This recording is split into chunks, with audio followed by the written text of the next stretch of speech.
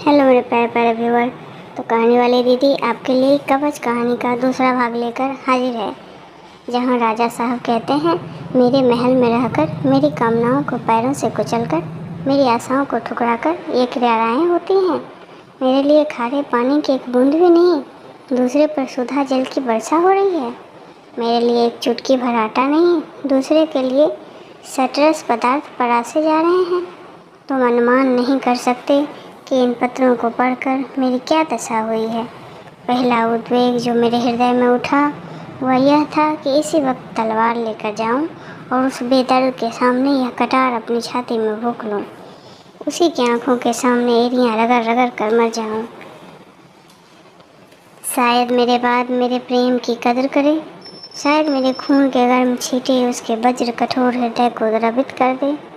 लेकिन अंततः मैं न मालूम किस प्रदेश से आवाज़ आई कि यह सरदार नादानी है, तुम मर जाओगे और यह छलनी तुम्हारे प्रेमों पहाड़ों से दामन भरे, दिल में तुम्हारी मूर्खता पर हंसती हुई दूसरे ही दिन अपने प्रियतम के पास चली जाएगी।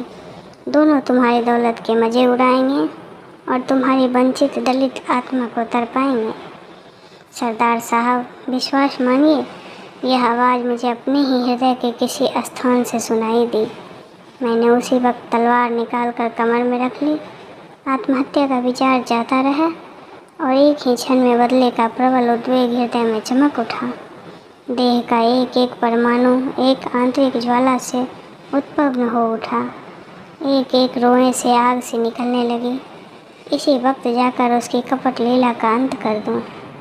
जिस आँखों की निगाह के लिए अपने प्राण तक निछावर करता था, उन्हें सदैव के लिए ज्योतिहीन कर दूं। उन विषाक्त अधरों को सदैव के लिए स्वरहीन कर दूं।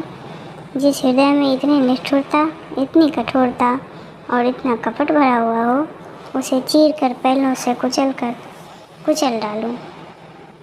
खून सिर पर सवार हो गया। सरफराज की सारी महत्ता, सारा माधुर्य, सारा भाव विलास दूषित मालूम होने लगा। उस वक्त मुझे मालूम हो जाता कि सरफराज किसी की हत्या कर डाली है तो शायद मैं उस हत्यारे के पैरों का चुम्बन करता। अगर सुनता कि वह मरना सन्न है तो उसके दम तोड़ने का तमाशा करता। खून का दृढ़ संकल्प करके मैंने दूसरी तलवारें कमर में लगाई और उसके शयनगार में दाखिल हुआ। जिस द्वार पर जाते ही आशा और भय का संग्राम होने लगता था, वहाँ पहुंचकर इस वक्त मुझे वह आनंद हुआ जो शिकारी को शिकार करने में होता है। सरदार साहब, उन भावनाओं और उद्गारों का जिक्र न करूँगा जो उस समय मेरे हृदय को आंदोलित करने लगे। अगर वाणी में इतनी सामर्थ्य होती तो मन को इस चर्चा से उद्गमित नहीं करना चाहता। मैंने दबे पांव कमरे में कदम रखा। सरफराज विलास में निद्रा में मग्न था, मगर उसे देखकर मेरे हृदय में एक विचित्र करुणा उत्पन्न हुई। जी हाँ, वह क्रोध और उत्पात न जाने कहाँ गायब हो गया। उसका क्या अपराध है? यह प्रश्न आकस्मिक रूप से मेरे हृदय में पैदा हुआ। उसका क्या अपराध है? अगर उसका वही अपराध है जो इस समय मैं कर रहा हूँ, तो मुझे उससे बदला लेने का क्या अधिकार है? अगर वह अपने प्रियतम के लिए उतनी ही विकल, उतनी ही अधीर, उतनी ही आतुर है जितना मैं हूँ, तो उसका क्या दोष है? जिस तरह मैं अपने दिल से मजबूर हूँ, क्या वह भी अपने दिल से मजबूर रत्नों से मेरे प्रेम को विरासना चाहे तो क्या मैं उसके प्रेम में अनुरक्त हो जाऊंगा? शायद नहीं। मैं मौका पाते ही भाग निकलूंगा। यह मेरा न्याय है। अगर मुझ में वह गुण होता तो उसके अज्ञात प्रियतम में है, तो उसकी तबीयत क्यों मेरी ओर आकर्षित नहीं होती? मुझ में वह बातें नहीं कि मैं उसका जीवन सर्वस्व बन सकूं। अगर मुझे कोई कड़वी चीज़ अच्छी नहीं लगती तो मैं स्वभावतः हलवाई की दुकान की तरफ जाऊंगा जो मिठाइयाँ बेचता है। संभव है धीरे धीरे मेरी रुचि बदल जाए और मैं कड़वी चीज़ें पसंद करने लगूं। लेकिन बलात् तलवार की नोक पर कोई कड़वी चीज़ मेरे मुंह में नहीं डाल सकता। इन विचारों ने मुझे पराजित कर दिया। वह सूरत जो एक क्षण पहले मुझे काटे खाती थी, उसमें पहले से सद्गुण आकर्षण था। अब तक मैंने उसको निंद्रामग्न न देखा था। निद्रा अवस्था में उसका रूप और भी निष्कलंक और आनंद मालूम हुआ। जागृति में निगाह कभी आँखों के दर्शन करती, कभी अधरों के, कभी कपोलों के। इस नींद में उसका रूप अपनी संपूर्ण कलाओं से चमक रहा था। रूप छटा था कि दीपक जल रहा था। राजा साहब ने फिर प्याला मुंह से लगाया और बोले, सरदार साहब, मेरा जोश ठंडा हो गया। जिससे प्रेम हो गया उसे द्वेष नहीं हो सकता, चाहे वह हमारे साथ कितना ही अन्याय क्यों न करे। जहाँ प्रेमिका प्रेमी के हाथों कत्ल हो, वहाँ समझ लीजिए कि प्रेम न था, केवल विषय लालसा थी। मैं वहाँ से चला आया, लेकिन चित्त किसी तरह शांत नहीं हुआ। तब से अब तक मैंने क्रोध को जीतने की बहुत कोशिश की, मगर असफल रहा। जब तक वह शैतान जिंदा है, मेरे पहलू में एक कांटा खटकता रहेगा, मेरी छाती पर एक सांप लौटता रहेगा। वही काला नाग फन उठाए उस वक्त रत्न राशि पर बैठा हुआ था। वही मेरे और सरफराज के बीच में लोहे की दीवार बना हुआ है। वही इस दूध की मक्खी है। उस सांप का सिर कुचलना होगा। जब तक मैं अपनी आँखों से उसकी धज्जियाँ उकड़ते ना देखूँगा, मेरी आत्मा को संतोष नहीं होगा। परिणाम की कोई चिंता नहीं, कुछ भी हो, मगर उस नर पिशाच को जहन्नुम दाखिल करके दम लूँगी। यह कहकर राजा साहब ने मेरी ओर पूर्ण नेत्रों से देखकर कहा, बतलाइए, आप मेरी मदद करेंगे? मैंने विस्मय से कहा, मैं? राजा साहब ने उत्साह बढ़ाते हुए कहा, हाँ, आप जानते हैं मैंने इतने आदमियों को छोड़कर आपको क्यों अपना विश्वास पात्र बनाया और क्यों आपसे यह भिक्षा मांगी? यहाँ ऐसे आदमियों की कमी नहीं है जो मेरा इशारा पाते ही उस दुष्ट के टुकड़े टुकड़े कर देंगे। सरे बाजार उसके रक्त से भूमि को रंग देंगे। जी हाँ, एक इशारे से उसकी हड्डियों का बुरादा बना सकता हूँ, उसके नहों में कीलें ठुकवा सकता हूँ, मगर मैंने सबको छोड़कर आपको छांटा। जानते हो क्यों?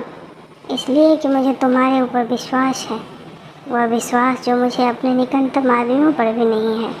मैं जानता हूँ कि तुम्हारे हृदय में यह भेद उतना ही गुप्त रहेगा जितना मुझे विश्वास है कि प्रलोभन अपनी चरम शक्ति का उपयोग करके भी तुम्हें नहीं डिगा सकती। पाशविक अत्याचार भी तुम्हारे अधरों को नहीं खोल सकते। तुम बेवफाई ना करोगे, दया ना करोगे, इस अवसर से अनुचित लाभ ना उठाओगे। जाते हो, इसका पुरस्कार क्या होगा, इसके विषय में तुझ कुछ भी शंका ना करो। मुझ में और चाहे कितने भी दुर्गुण हो, कृतज्ञता का दोष नहीं है। बड़े से बड़ा पुरस्कार जो मेरे अधिकार में है वह तुम्हें दिया जाएगा, मगर सब जागीर, धन, सम्मान सब तुम्हारी इच्छा अनुसार दिए जाएंगे। इसका संपूर्ण अधिकार तुमको दिया जाएगा, कोई दखल नहीं देगा। तुम्हारी महत्वाकांक्षा को उच्चतम शिखर तक उड़ने की आज़ादी होगी। तुम अपने फरमान लिखोगे और मैं उस पर आंखें बंद करके दस्तखत करूँगा। बोलो, कब जाना चाहते हो? उसका नाम और पता इस कागज़ पर लिखा हुआ है, उसे अपने हृदय पर अंकित कर लो और कागज़ फाड़ डालो। तुम खुद समझ सकते हो कि मैंने इतना बड़ा भार तुम्हारे ऊपर दिया है। मेरी आबरू, मेरी जान तुम्हारी मुट्ठी में है। मुझे विश्वास है कि तुम इस काम को सुचारू रूप से पूरा करोगे। जिन्हें अपना सहयोगी बनाओगे वे भरोसे के आदमी होंगे। तुम्हें अधिकतम बुद्धिमत्ता, दूरदर्शिता और धैर्य से काम लेना पड़ेगा। एक अत्यंत असंशय शब्द, एक क्षण का विलंब, जरा सी लापरवाही मेरे और तुम्हारे दोनों के लिए प्राणघातक होगी। दुश्मन घात लगाए बैठा है, कर तो डर, ना कर तो डर का मामला है। यूं ही गद्दी से उतारने के मंसूबे सोचे जा रहे हैं। इस रहस्य के खुल जाने पर क्या दुर्गति होगी, इसका अनुमान तुम लगा सकते हो। मैं बर्मा में नज़रबंद कर दिया जाऊंगा, रियासत गैरों के हाथ में चली जाएगी और मेरा जीवन नष्ट हो जाएगा। मैं चाहता हूँ कि आज ही चले जाओ। इस इम्पीरियल बैंक का चेक बुक है, मैंने चेक पर दस्तखत कर दिए हैं। जब जितने रुपयों की ज़रूरत हो ले लेना। मगर मेरा दिमाग सातवें आसमान पर जा पहुँचा। अब मुझे मालूम हुआ कि प्रलोभन में ईमान को बिगाड़ने की कितनी शक्ति होती है। मुझे जैसे कोई नशा हो गया हो। मैंने एक किताब में पढ़ा था कि अपना भाग्य निर्माण का अवसर हर एक आदमी को मिलता है और एक ही बार मिलता है। जो इस अवसर को अपने दोनों हाथों से पकड़ लेता है वह मर्द है, जो आगा पीछा में पड़कर उसे छोड़ देता है वह कायर है। एक को धन, यश, गौरव नसीब होता है और दूसरा खेद, लज्जा और दुर्दशा में रो रो कर जिंदगी के दिन काटता है। फैसला करने के लिए केवल एक क्षण का समय मिलता है। वह समय कितना बहुमूल्य होता होगा। मैंने उसे दोनों हाथों से पकड़ने का निश्चय कर लिया। सौभाग्य अपनी सर्वोत्तम सिद्धियों का थाल मेरे सामने हाजिर है, वह सारी विभूतियों जिसके लिए आदमी जीता मरता है। दोस्तों, आपको ये कहानी कैसी लगी? इसका अगला भाग आपको अगले दिन मिल जाएगा। धन्यवाद दोस्तों। Please subscribe my channel.